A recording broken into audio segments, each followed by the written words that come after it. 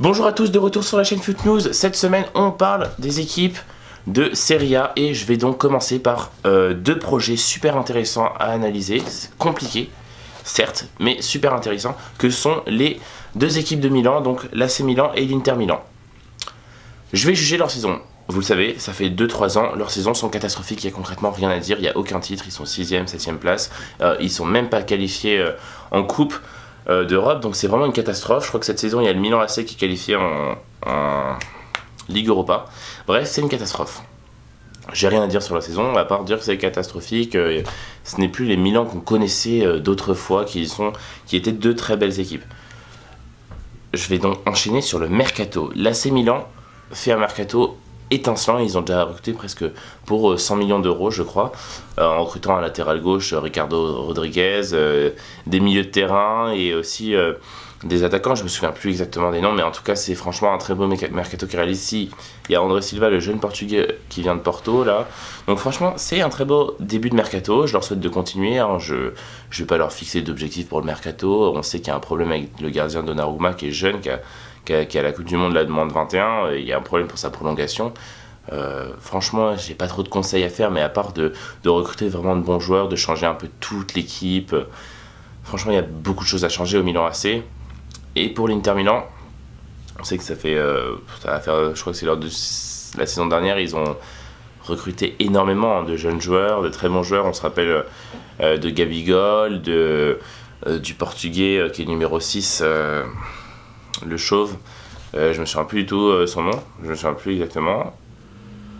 J'ai un gros trou de mémoire, je reviendrai vers vous pour vous le dire. Bref, vous devez savoir exactement qui c'est.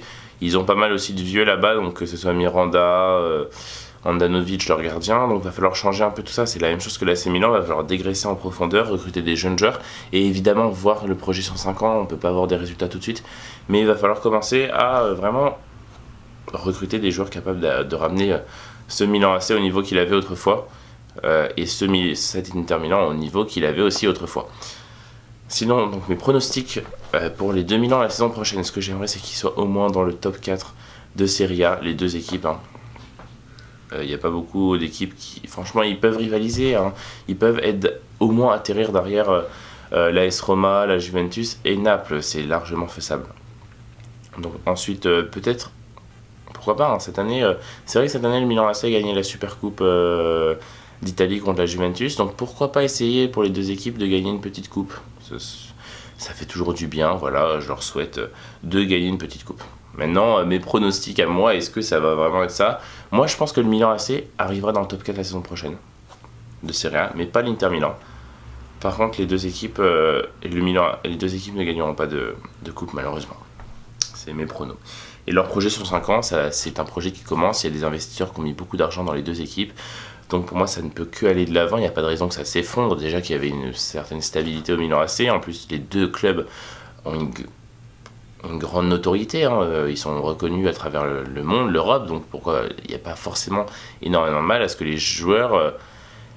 il n'y a pas énormément de mal à ce que les joueurs viennent là-bas. Ils savent ce que représentent ces clubs, combien de titres ils ont gagnés en Europe, etc. Donc pourquoi pas venir là-bas, c'est franchement un bon investissement et on leur souhaite de revenir à leur niveau et de revenir en Europe dès la saison, la saison, pas la saison prochaine mais la saison d'après. Donc évidemment, maintenant je vous laisse, du coup je vous laisse, hein, j'ai fait une fin trop pourrie, donc j'allais vous dire à demain, ce sera pas moi mais ce sera Blistrad qui vous parlera donc des 2000 ans. On veut évidemment vos avis dans les commentaires parce que ça c'est assez intéressant quand même de savoir ce que vous pensez là-dessus. À bientôt. C'est la fin de la vidéo, on n'oublie pas évidemment de s'abonner, c'est ici sur notre page, n'oubliez pas, c'est super important. Abonnez-vous, comme ça vous aurez plein de notifications, plein de nouvelles vidéos. On s'abonne, c'est super important. Paf. Regardez la vidéo, dans la vidéo, ici.